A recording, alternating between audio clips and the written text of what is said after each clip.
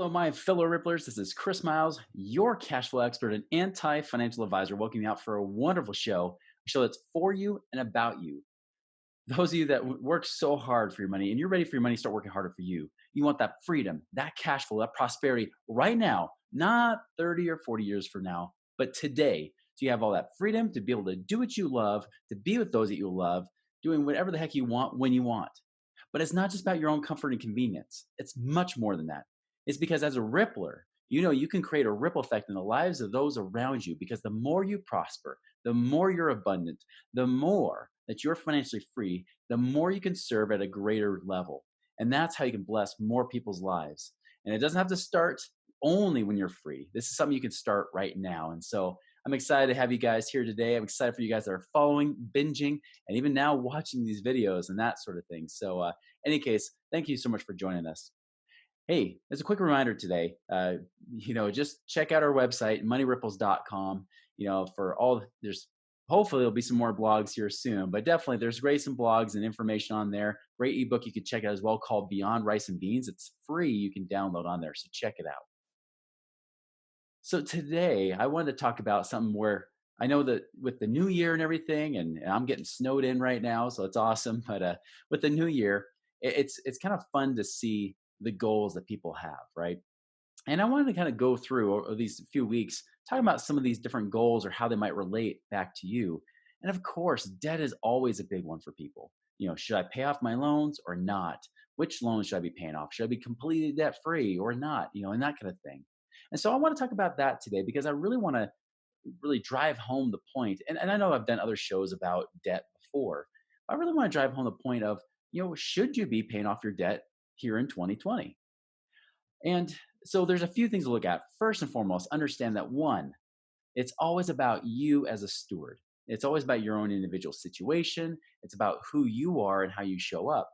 And the better the steward you are, the more likely you probably don't need to pay off debt. Um, the worse of a steward you are, if you're more of a spender, if you're in that kind of scarcity mentality and you tend to blow money, paying off debt might be the very best thing you could be doing this year. Because at least then you're guaranteed to not lose that money month after month, right? Because it really is about cash flow. When you have more cash flow, that's when you create more freedom. Now, there's a lot of times that people come from more from a saver mentality, and they think I got to pay off this debt because I don't want to be in bondage, and in some cases that can be true. Like maybe paying off debt would be better, but from a steward perspective, you look at both ends of the spectrum. You're looking at both sides. You're saying, all right, I've got money. Money is coming in. What's the best, most effective use of this money right now for me, right? Not for your brother-in-law that's telling you how they created an extra couple grand or whatever they did. We're not talking about anything like that or your neighbor across the street or even me, right? It really comes down to who you are and where you're at. And so stewards are always looking for what's the best use of this money? What could it be? For some people, just simply putting money in savings and having more of an emergency fund is way more important than paying off your debt.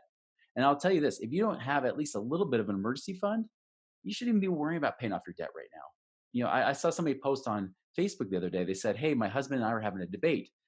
We have $30,000 they have 30,000 in cash. They owe 60,000 on their mortgage. She said, should we put that 30,000 to our mortgage or should we put it in savings? And of course, with my response, like it kind of depends on who you are and what's going on. But as a general rule of thumb, I would say definitely do not put that onto your mortgage because it's way safer to have the 30,000 in cash in savings than it is to pay that off. And I learned that. I learned that over 10 years ago during the last recession. I put extra money into my house, and then when the recession hit, the banks wouldn't let me get to that money, and that's it. Now, see, many people will type in their little calculators or their, things like that to figure out how much in interest they make or save. But the truth is that when it comes to practicality, right? When it comes to actually how this applies to real life, sometimes having that cash available is way more important than not having the debt payment. Now, granted, I like paying off loans, especially if they're inefficient. And I would turn you towards a past podcast I did last year. It was called The Best Way to Pay Off Your Debt. Kind of a good title.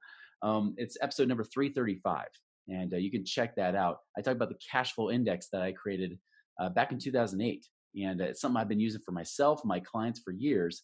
It can really help you determine whether or not you should pay off a loan and how much or which loan should you be paying off. And it doesn't matter the type of loan as much as it does that index number. And that's the big thing is like what's your rate of return, what's the cash flow, because that ongoing month to month expense or that a month to month income are the two things you should be really looking at. It's not about how much debt you have, it's not about how much you have in savings. It ultimately comes down to what does it do for your monthly cash flow. Now, I want to bring up an example here because this guy was actually he's a very well respected guy in the dental community, and I actually love him. I think he's an awesome guy. We were even on a panel on stage together, and a lot of things we were saying back and forth were actually matching up, compared to almost anybody else. So actually, I have huge respect for this guy. Been in the industry for many, many years, and has coached people in business very well. And so I'm going to bring this. I'm going to bring up this Facebook post so I can actually kind of quote it. But the point was, he was talking about how most dentists never become financially free, not because of investing or whatever, but because they make other people wealthy and they become poor themselves. And they say that, that he talked about a lot of the myths, the financial myths, like, just, paying off a loan, you can make money, right? Or, it's like buy term and invest the difference. He said that's a big myth. Doing a 529 plan for college savings, using your mortgage to save on taxes and things like that, or getting financial advisors that don't know anything, or maxing out 401ks. He's completely, he's saying like those are myths. And I agree with a lot of that. The one thing he talked about is that he said, hey, if on your mortgage, you can get a guaranteed 277% return by paying it down. And so he used an example. He said, hey, I've got a $310,000 mortgage at 4.5% for 30 years. So he says the big lie is that it's only 4.5%, but he's like, it's not true because that first year's of mortgage payments that you're paying, right? And the mortgage payment's almost $1,600 a month. He says that the first year, only $5,001 goes towards principal, while the other $13,800 and change goes to interest. Now, those of us that have mortgages or any kind of loans, we know that in the beginning, more goes towards principal than interest. And that's completely true. Many people will say that's the evil thing, and that somehow banks are using it to mess you up. And no, they're not. They're not doing it to screw you over, for lack of a better word. But that's what he was saying. He's like, hey, if you just took that 5,001 extra principal you would have paid the first year anyways, throw it extra onto your mortgage, you'll save that $13,848 in interest. Now, I did the math just to double check. I was like, yeah, he's right. And so his argument is, hey, if you do that, $5,001 becomes in 30 years, from that saving of interest over those 30 years, or really just knocks off a year off your mortgage, right? He's saying like what it does right there is that, hey, you've just earned, you've made a 277% return because 5,000 became almost 14,000. Now, here's the thing. I said, you know what? That's a good point. Let's figure out if you didn't pay towards that mortgage, what would the return have to be if you did save it instead? So I ran the numbers, and guess what? It was just under 3.5%. So even though it's a 4.5% mortgage, because that whole compound versus simple interest you might hear me talk about, what ended up happening is, $5,001 becomes that same number at 3.46% or just over it. So as long as you're earning about just under 3.5%, you win, even compared to his example. Now, I kind of brought this up, and he brought up another example of a student loan, and I use that too, and I'll bring that up in a second. But his whole purpose was, hey, but yeah, people don't do that. And that's probably true. If somebody's a spender mindset, they won't save the money anyways. He's completely right. But my point is this show, and this is kind of the danger, is because when people come from that saver mentality, because that is a saver kind of teaching, right? When you come from that perspective, it still is based a little bit in scarcity. And what happens is that when scarcity teaches other people that are in scarcity, it just makes it more rampant. And so my frustration was more of, okay, yes, but the problem is when you already have people that are in that scarcity saver mentality, you just justify them doing something rather than learning to become a better steward. And even somebody said that down in the comments later after I made a comment, made some comments. They said, yeah, but Chris, not everybody's a professional investor like you are. And I said, you don't have to be. Think about it. That $5,001 making less than 3.5%, we realize that we've got 5-year CDs out there with some banks or credit unions paying that right now. You can legitimately make that money right now. And you don't have to be an investor. You could do the same old traditional junk of throwing it in a CD, a 5-year CD, and just keep putting it in over and over for the next 30 years. And you would do that. And you would make the same money, if not better. Now, granted, he said it's guaranteed to be paid off, and that's true. And that's something to consider for sure. But the thing is, if you're a steward and you understand the things that we teach, the principles as well as the strategies that we teach on the show, oh my goodness, it's nothing in comparison. And so I use that example. And and he talked about a student loan as well, because of course dentists get killed with student loans. He used that, and that's the one I talked about because he said, "Here's a way to make 1,000% interest." So this is the one I honed in on the most, right? And he talked about the 30-year, $300,000 dental school loan at 7.9%. You're paying 2180 a month, and very low goes towards principal. And he's just talking about if you pay extra towards it, if you put that extra money towards it, you'll make 1,000% return on your money over those 30 years, especially with that higher interest, right? So he kind of bring that up. He just said, "Hey, you could pay this off in 5 years instead, save yourself, $420,000." Now, I said, "Okay, well, let's talk about those numbers there." So I came in, I said, "Hey, I've actually presented on this before. I talked about the money that you can make, and actually, I used the crappy 3.5% CD would actually beat that mortgage."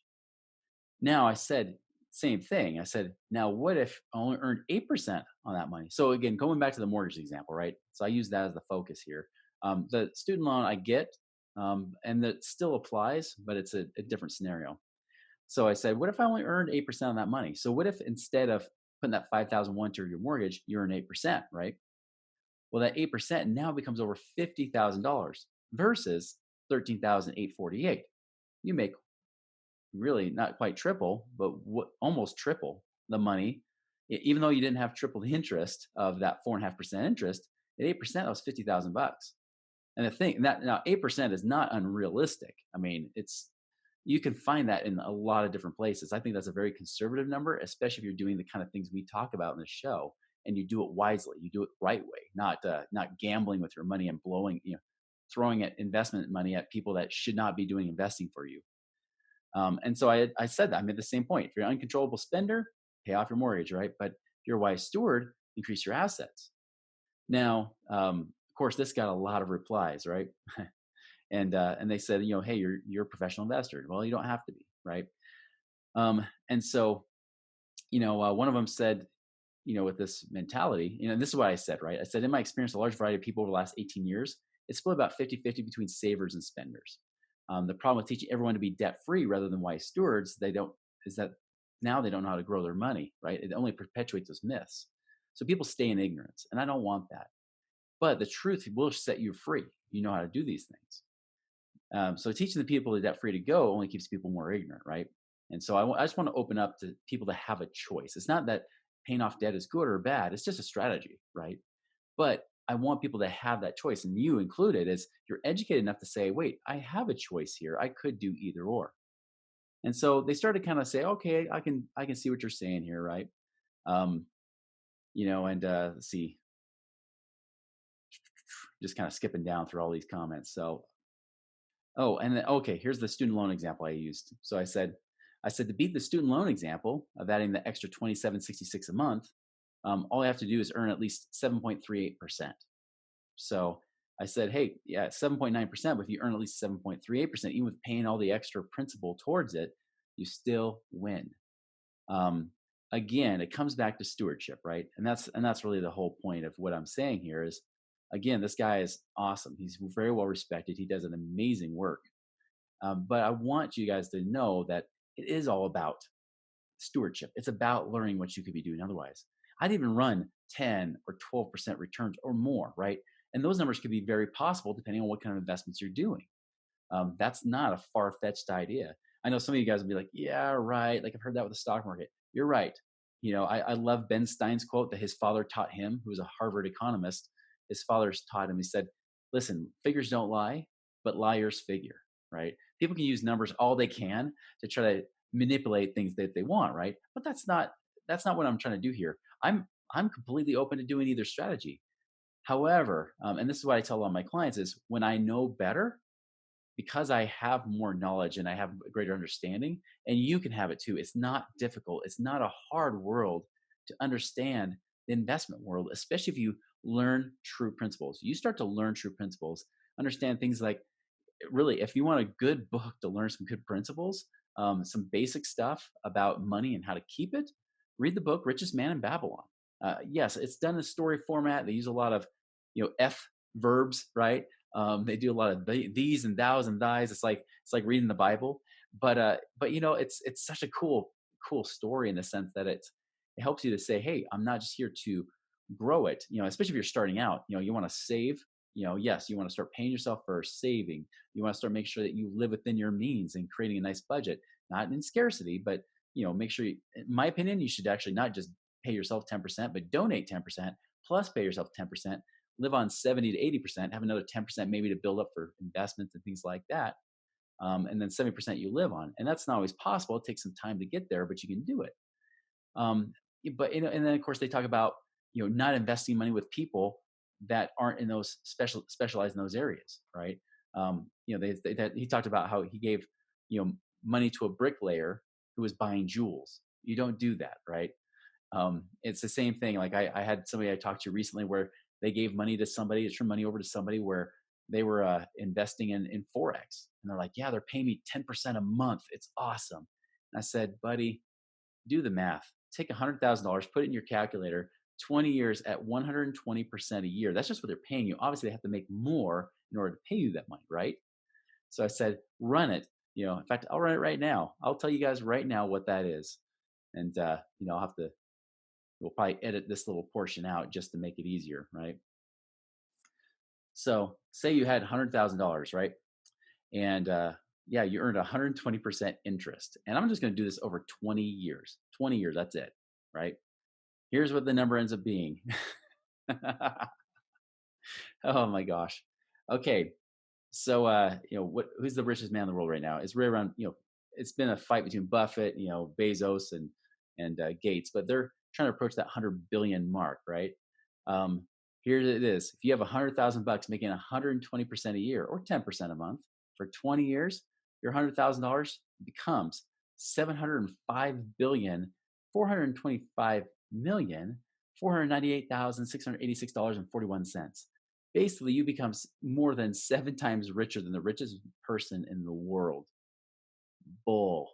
Okay? That's not true. And so there's a lot of people that try to do this stuff like, well, yeah, but they've made tons of money in the Forex. They don't make that kind of money. And I'll tell you, every time I've seen that kind of situation, every time, either one, they can't keep up the returns and the fund, shuts down, they go bankrupt, or the SEC shuts them down. The securities department, whether for the state or the country, will shut them down and they're gone. So if you have any of you guys are in a deal like that, that is not legit. I can tell you, it's impossible to sustain those kind of returns. It just doesn't work. Come on, 20 years. Buffett's in his, he's practically 90 years old right now. It just doesn't happen. So anyways, I'm teaching you guys, I want you guys to be wise stewards, to make sure you do stuff. And when it comes to this paying off debt, it's the same thing. It depends on who you are as that steward. Are you a spender, a saver, or are you a wise steward? I'll tell you, with a steward knows how to deal with money. And even more importantly is that, throw more money on a loan. The thing is, now it's out of your possession. It's in the bank's possession. By the way, it's banks that are telling you to pay off debt early so they get their money back quickly, but you lose the control of that money, right? Who's the better steward of your money? Is it you or the bank?